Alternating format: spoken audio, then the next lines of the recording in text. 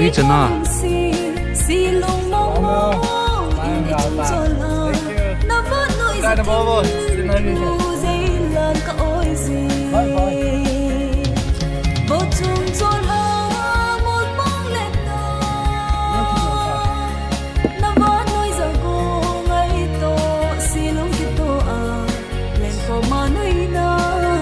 Guys, hindi ho ever pang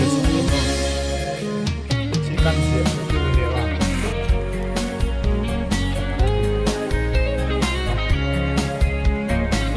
Deo na guys.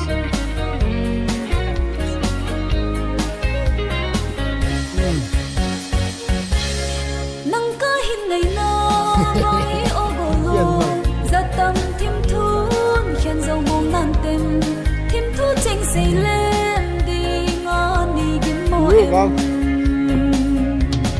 vô chung trôn hơ một bóng lên ta